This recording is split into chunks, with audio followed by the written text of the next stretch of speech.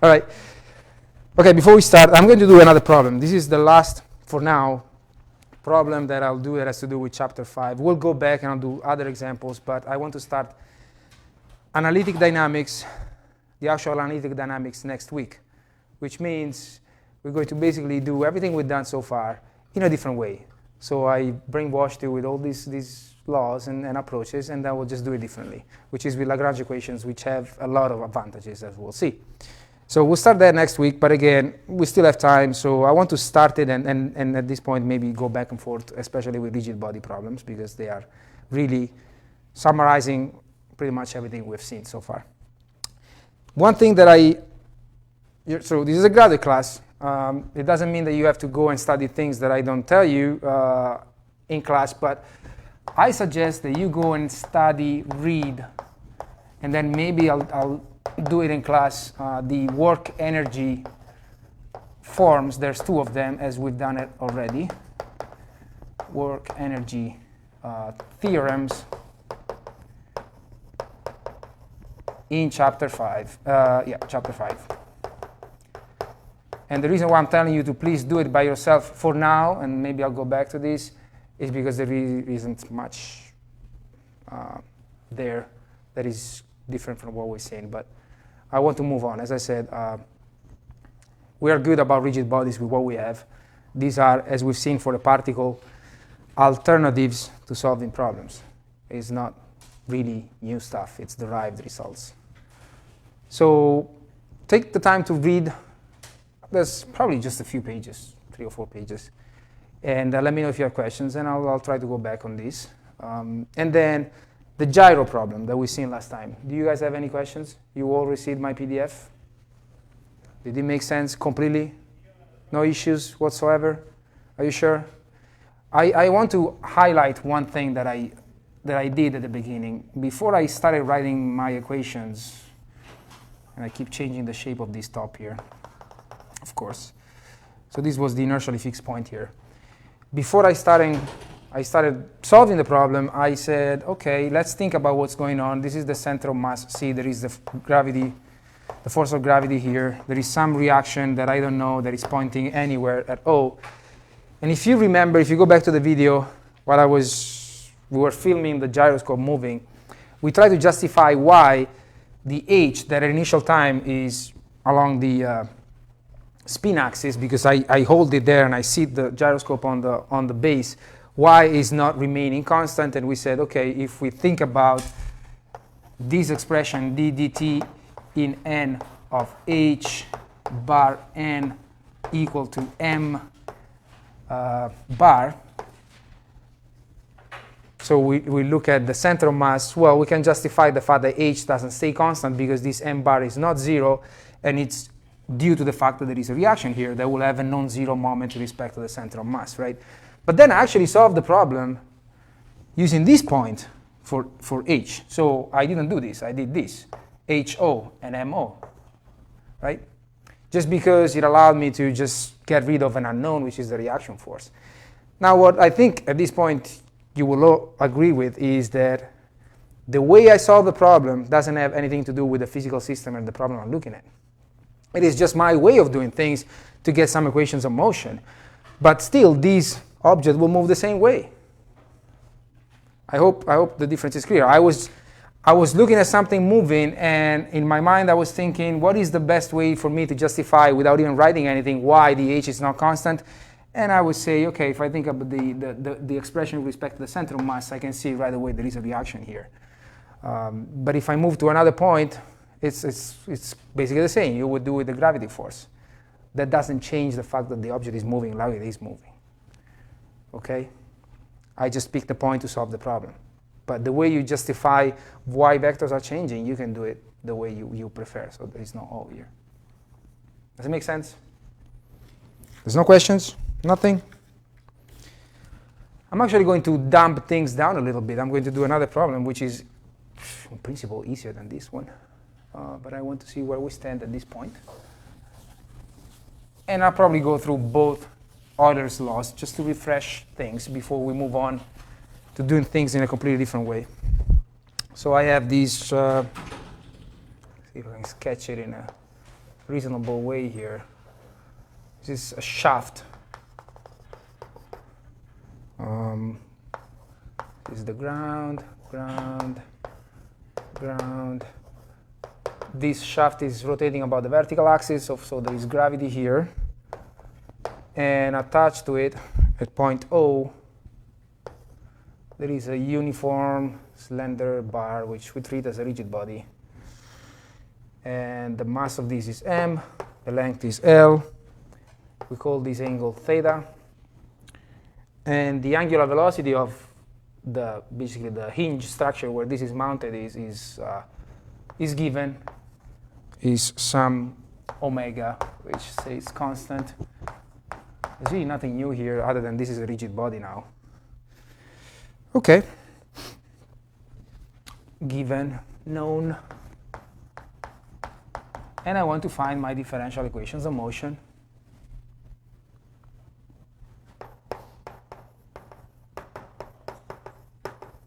Okay.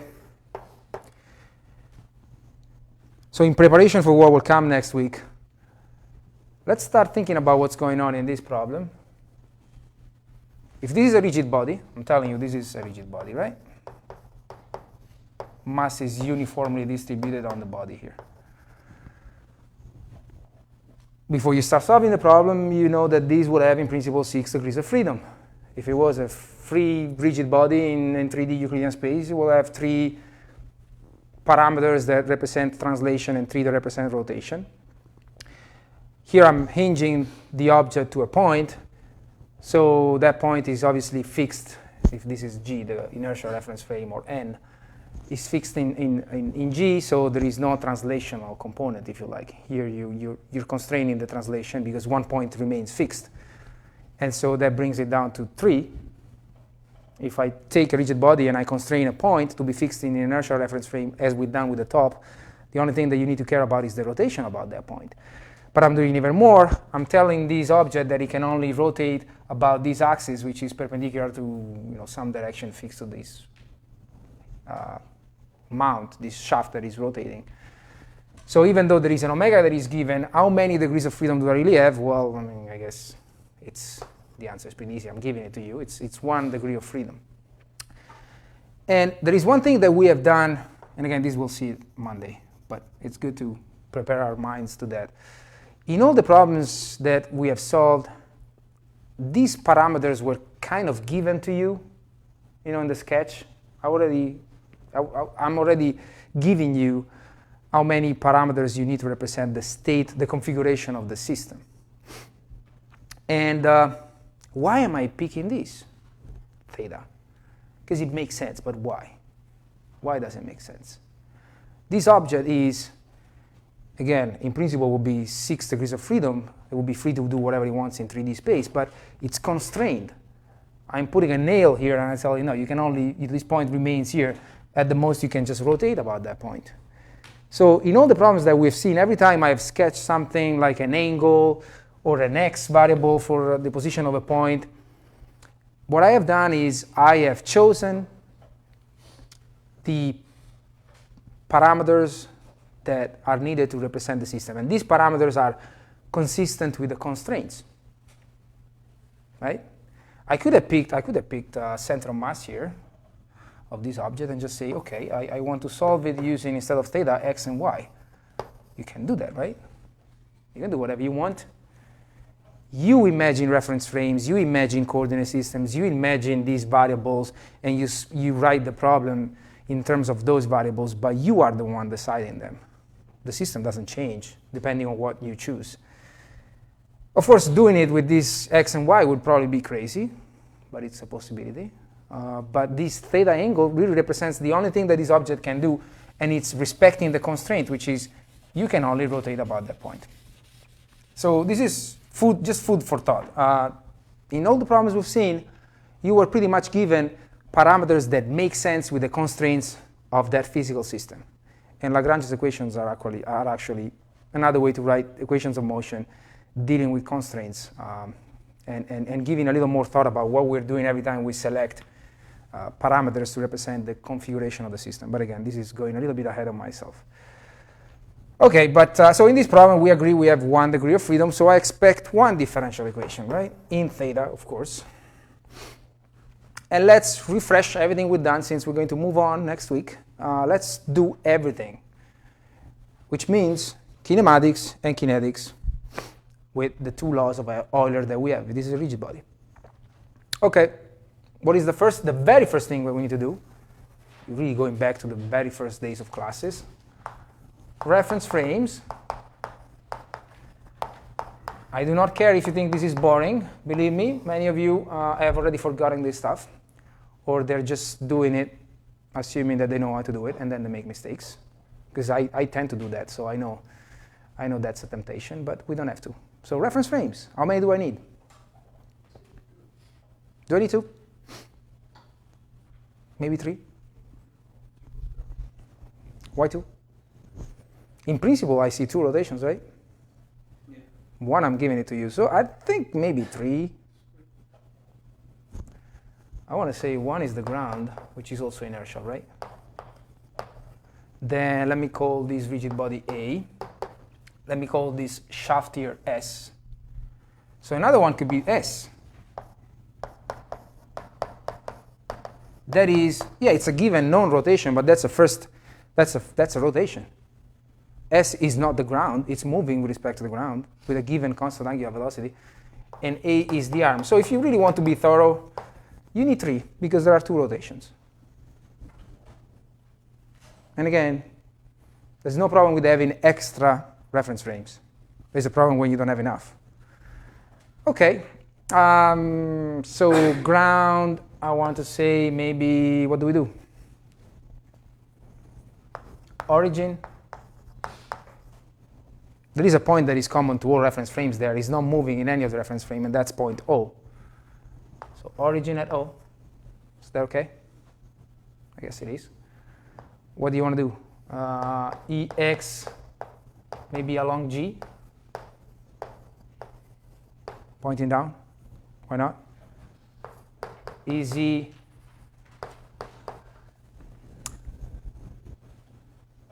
This stuff never goes away. EZ into the page. I don't have a preference. And then EY is what? EZ cross with EX. Shall we sketch what's going on here, maybe? So this would be my, I'll try to put them down here. Okay, so EX goes down, EZ goes into the page, EY is the cross of the 2, which is which way? That way or this way?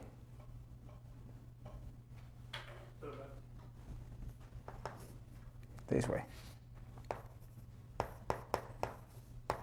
Is this the best I could pick? I don't know. It looks okay. I don't see a problem with that. One of the axes is along G, so. Okay, this is one of them, and then I'll do the second one, the shaft. Same origin, probably.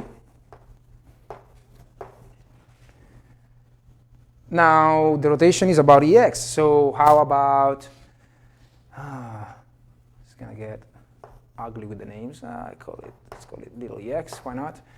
Little EX is big EX. How about that? I think that's fine. What else do you want to do?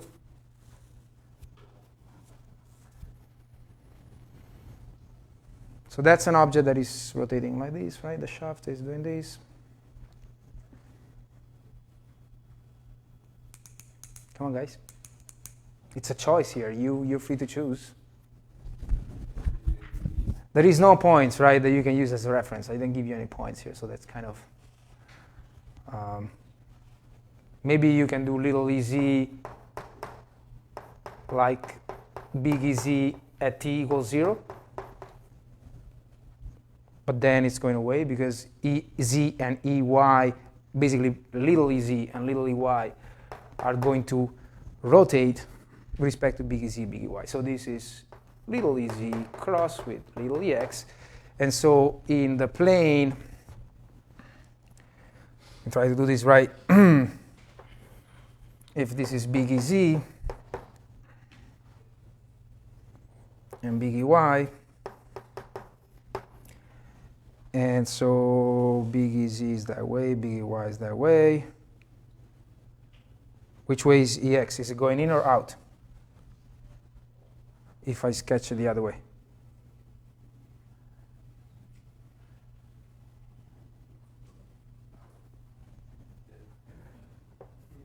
Isn't it going in? So if that's the direction of EX, which I pick to be the direction of G, is it consistent with omega? How about we do this? For once, I'll just make my life easier. Sorry. I want that omega to be positive. Okay. So so rotation will be this way with omega, and so we are looking at little ez will be aligned with the ez at some time 0. So at some point we'll go down here because we are rotating along positive ex. Little ey will be here, and I don't have a name for this angle other than omega t, maybe, right? Make sense? I don't know if you know this, but this is the part where I tend to make the most mistakes. I do. That's why it's one of the most important ones, is setting up the frames and coordinate systems. Better way to define EZ. Probably, but it's too late because I don't have time. Like saying capital EZ at t equals 0, it seems like capital EZ is the one moving with time instead of the other one. No, well, I mean that this, well, of course, this is referred to little ez. Little ez is the picture of big ez only at time 0. Then it goes around. It should be. What would be another way to say that? You're just taking a picture of big ez at some time, and that's your initial little ez, but then it's rotating with the shaft. It's attached to the shaft, right? It's fixed with it. Now this is one that really matters. Origin at O as well. Let's call it U now, or yeah, that's probably a good idea. Okay, so what is the rotation here that is happening? Is the theta rotation about this axis here, which is what? What is that axis? Which one of these is that axis?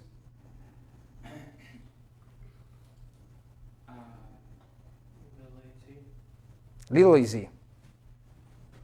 Okay. So what do you want to do? Let's recycle that, right? I think I can just say that there is some uz which is equal to little ez, right? There's always a common axis when I go from a frame to another. And then what about little ux that goes along O, call this center of mass, right? C. I don't think I've used C anywhere. Along C, I'm sorry, OC. And then UY will be equal to what? UZ cross with UX. Correct?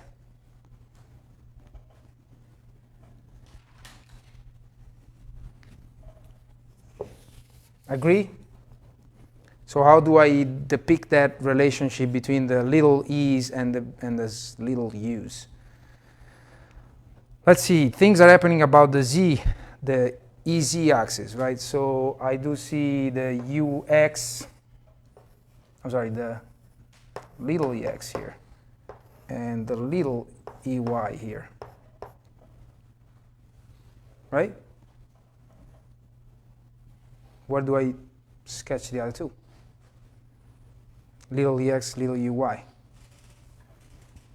The way I've chosen EZ is that way. So I still get some, do I get a negative? I do get a negative, right? Because EZ, a little EZ will be going into the shaft from our point of view, right? So this rotation is actually coming out, not going in. So this rotation is on a negative little EZ. So first of all, EX. This will be little EZ correct? Agree? But the rotation is going the other way, for the way I've chosen the axis. So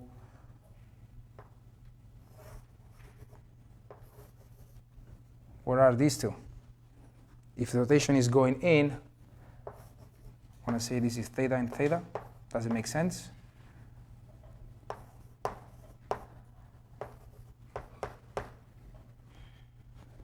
Does it make sense? Let's double check again. Big EZ, little EZ are the same thing at a certain time zero that I'm thinking right now. This is time zero. It's going in. The rotation is coming out.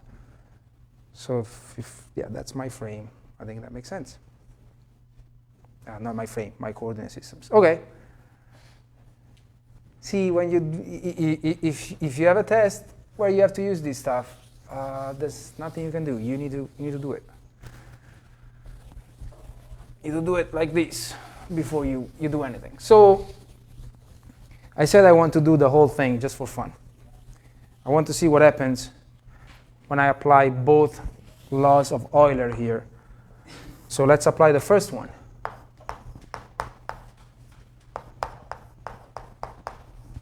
What does it say?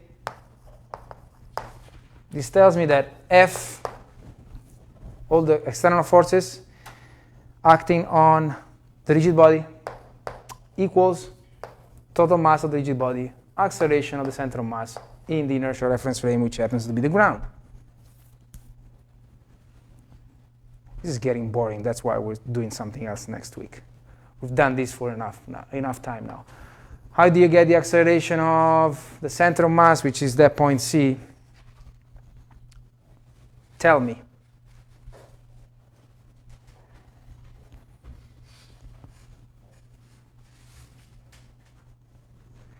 The position of the center of mass is some L over 2. Which one? Be careful here. Is it UX?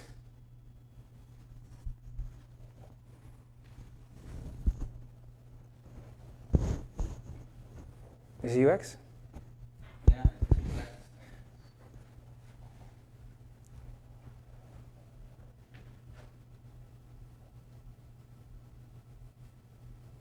I'm trying to visualize UI. So UI is that, EY is that way. EX is this way. Yep. I know it's hard to visualize, but this, if I were depicting this there, I would have the EY going this way, right? EZ is going in, and EX is here, so it becomes little EX is down, and then it becomes little UX by rotation theta. Make sense? Okay.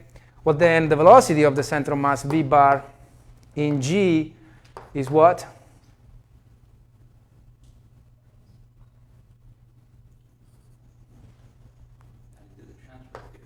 Gotta do that. There's no escape. D dt in G of this RC, right? But this is also equal to d dt in, what did I call that, A of RC plus omega of A in G cross with RC.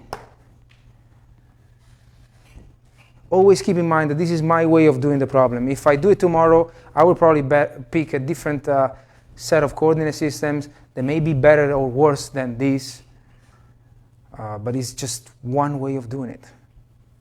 You can do it another way as long as you are consistent. So this is 0, right?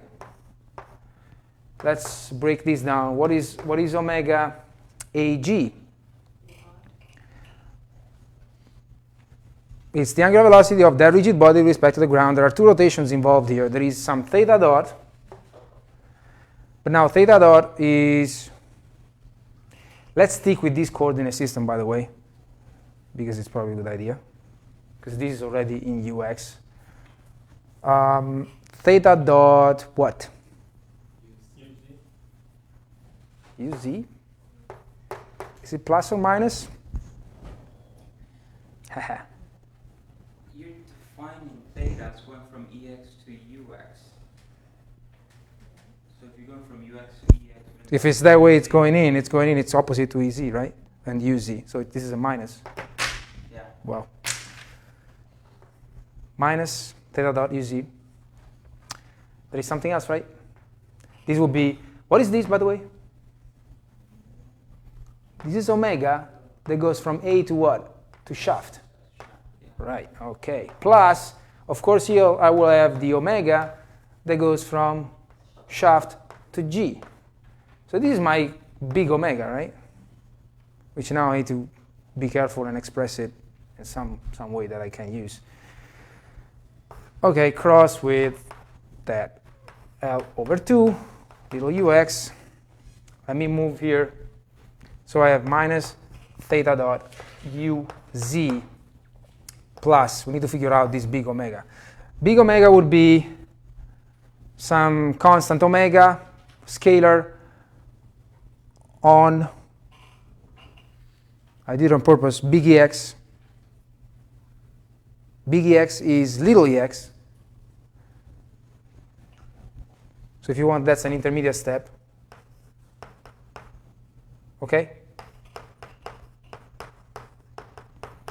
But then I have minus theta dot uz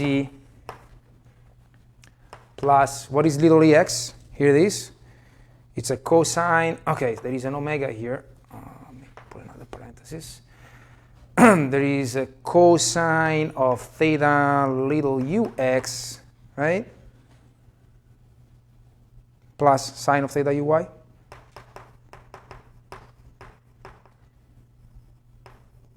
Agree? Disagree? You don't care anymore? Okay. Cross products. uz cross with, oh, maybe I should put it all together. Hold on.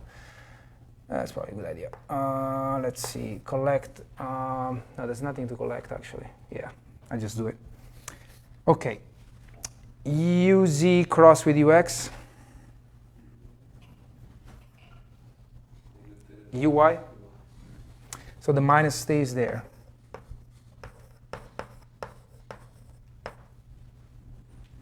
uy. Then I have ux, 0.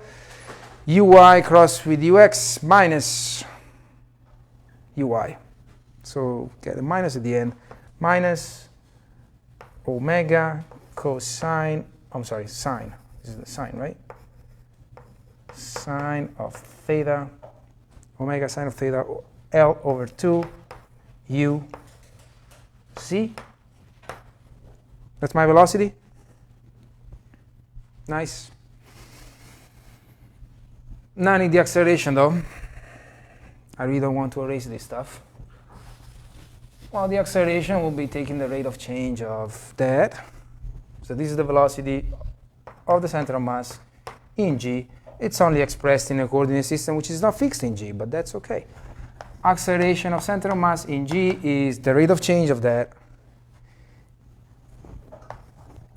in g, which is also the rate of change of it in a plus omega a g cross with b bar g. Okay, let's do it. I have minus theta double dot L over 2 uy. Remember this, I said it's constant. So I only get a minus omega theta dot cosine of theta L over 2 uz. And so this is the derivative in A. I better not erase this because I have to use it again. Plus omega cross v. So this was omega already expressed in a single coordinate system.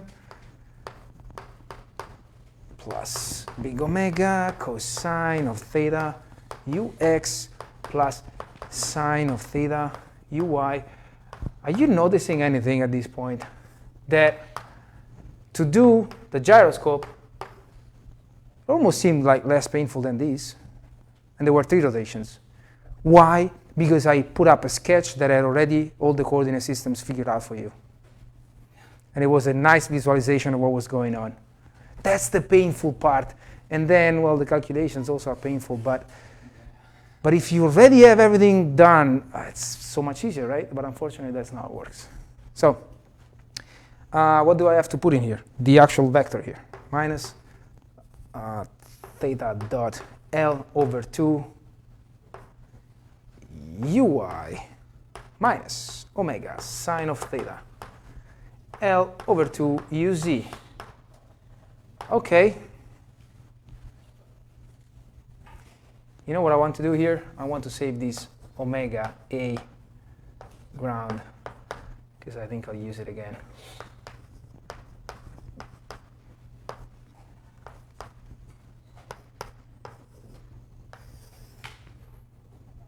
Sine of theta Ux plus sine of theta Uy. Okay? Is that the whole thing? Yes, it is. Okay.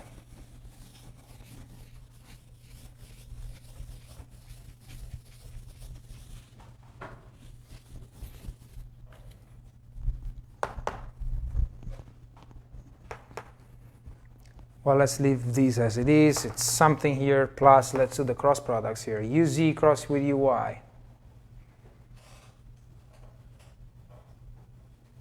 Minus Ux, minus Ux, minus, plus, minus, minus theta dot squared L over 2 Ux. This with this is taken care of.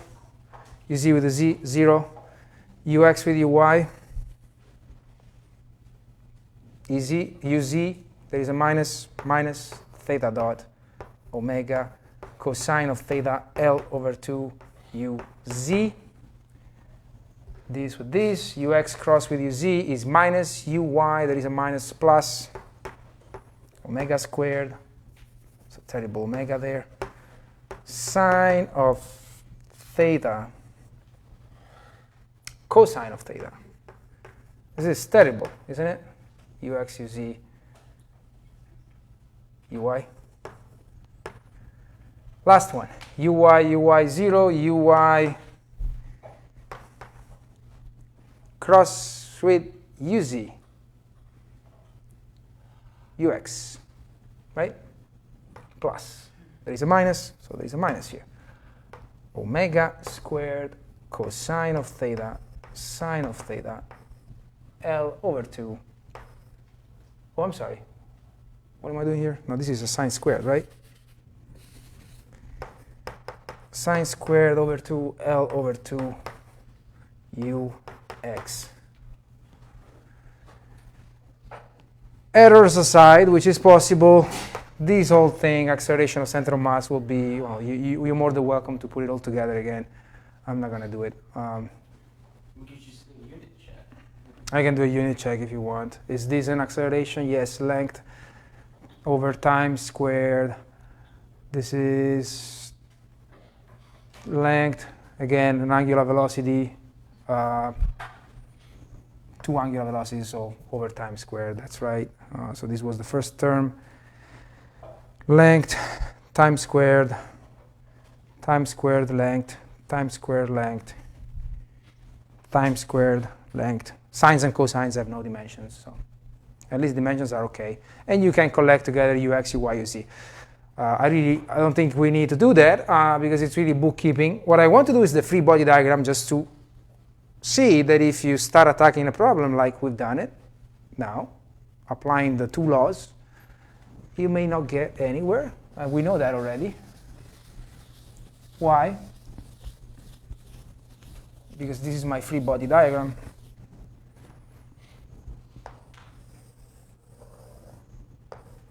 Mg. And then there's something up here, right? At O. What do I have there? Reaction, which is in which direction? I don't know. Anywhere. Random. This thing will be R, X, U, Rx plus Ry Uy plus Rz Uz. I have three unknowns, the components of the reaction in this coordinate system, which is fixed to the body A, and they will be on each single equation where when I write F equal ma bar g, I'm going to have an unknown in every equation. So that's one of those cases where you need to use the second one as well, or you realize right away that you didn't need to do this. Why? Did I bother doing this with a gyroscope? Not at all, because I knew there was a fixed point. So I only cared about the rotation. So was this stupid? Yes. It was pretty stupid doing this. I mean, not stupid, it's just a waste of time. Because you know there is a point which is not going anywhere in the rigid body. So once you fix the point in the inertial frame, you really don't only care about the rotation. So you really are looking at an equation for theta only. But this was a good refresher because you may still need to do this for pretty much all the problems you have. Okay, fine. I don't get anywhere with this. Let's try the second one. That's an inertially fixed point, O. So probably I can do this.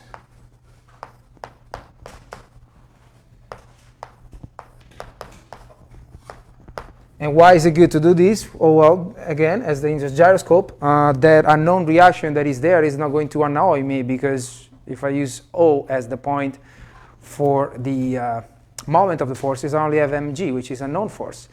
Okay, and the story is always the same. So you always start with the kinematics, which is telling me that I do h bar first, because I know how to do that. It's in tables. So this is I, the tensor of inertia, bar of the body A times omega A g. That's why I saved it. And so this would be some, for a rigid body slender bar like this, the principal axes of inertia are ux, as you can imagine, and then basically anything in the plane perpendicular to ux. So basically the ux, uy, uz coordinate system, which I have picked, is a principal axis coordinate system. So in other words, if I use that, I have ixx bar, what did I call this? Little ux, circle cross little ux, plus I, y, y, bar, little uy, circle cross little uy, plus y, z, z bar, little uz, circle cross little uz. This is dotted with whatever that is, omega ag. Tell me something about this, about these i's. What is ixx? That's a uniform rigid slender bar, so as basically I'm telling you that has no dimensions other than the length. It's an approximation, of course. But when someone tells you a slender bar, that means that the points on this rigid body have ideally no distance from the axis of symmetry. They're all sitting on a line. And it's an abuse for a rigid body, because we look always for 3 points, right? But I can always tell you that the three points are 2 points on the body and the third one out here, which doesn't have any mass. I can do that. Anyways, that's the assumption. That translates into saying that the ixx is 0, ixx bar. And these two are actually the same. Just call it I. I don't even know what that is. I have it in my notes, but I don't really care now. So I'm left with some I, uy, circle cross uy, plus I, uz, circle cross uz, dotted with that expression, which I can write if you want let's see if it fits in here, minus theta dot uz plus omega cosine of theta ux plus omega sine of theta uy. I need to go up here.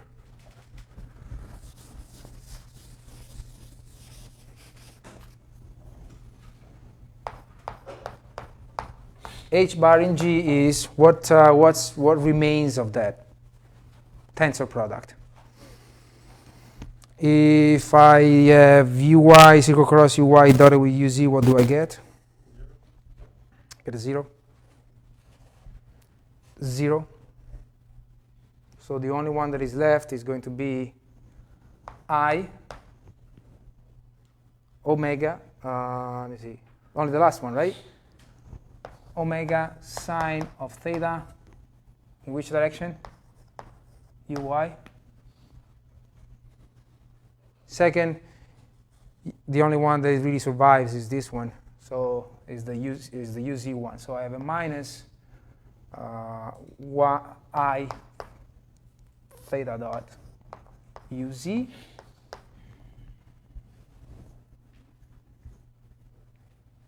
That looks right. Is that parallel to the angular velocity? Not at all. That is in general not the case. H bar is not parallel to the angular velocity. But people tend to think that way for some reason. Okay, so why did I bother doing this? Well, because I know that HO is what? H bar in G plus RO minus R bar cross with M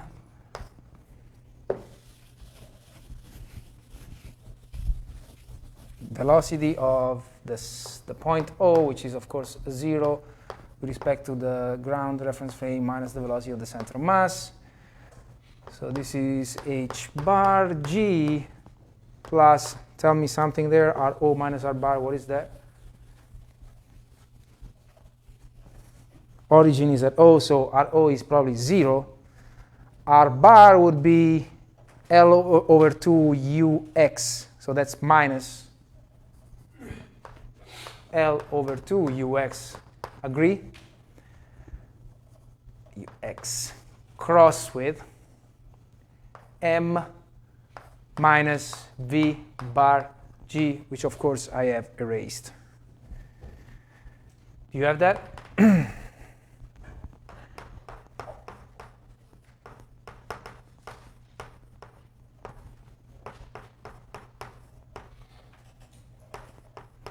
Can you give me the velocity of the center of mass, please? It was minus theta dot times L over 2 uy minus omega sine theta L over 2 uc. That's it?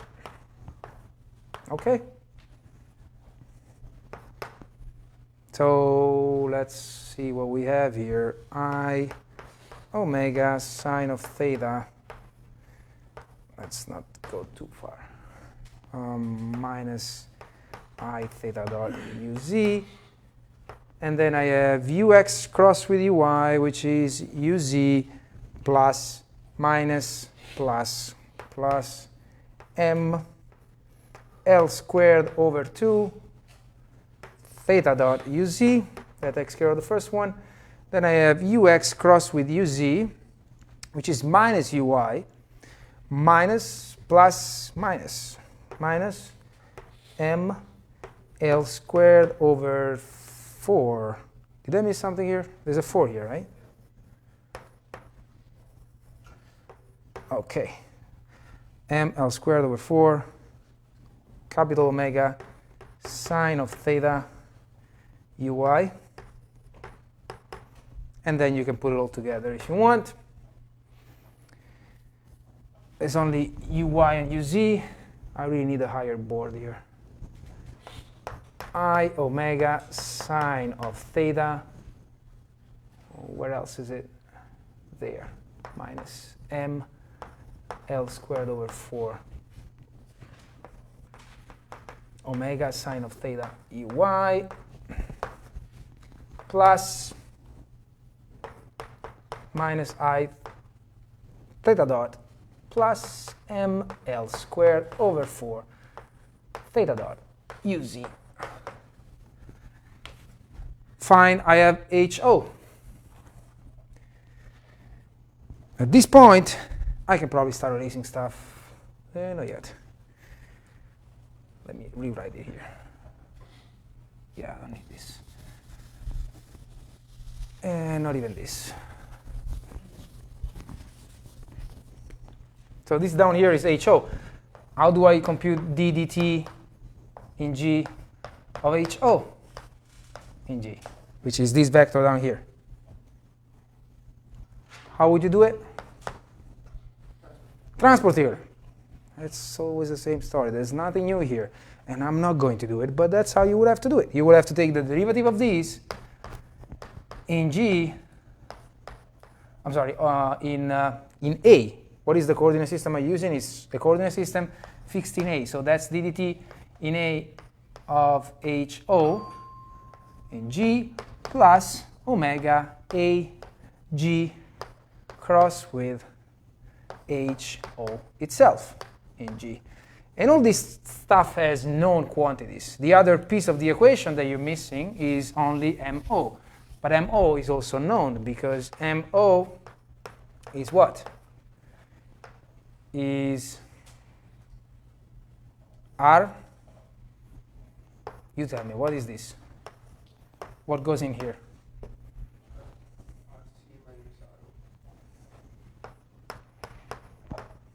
All right. You have that. Mg is whatever it is mg big Ex, which is also mg little ex, which you can always, as we've done before, project in the u coordinate system and write your final equation of motion. So I'm just skipping some details here to get to the end, but it's pretty much done. This first component, you take the derivative of everything you see in the parentheses, because the uy, little uy and little ux, little uz don't change in A. Then you have to cross this with omega, which we had before. Everything is expressed in the same coordinate system. It's painful and long, but that's how you will have to do it. And here also you rewrite RC minus RO in the u, little u basis, same for G. Equate the two, and you have known quantities. And that's your differential equation of motion.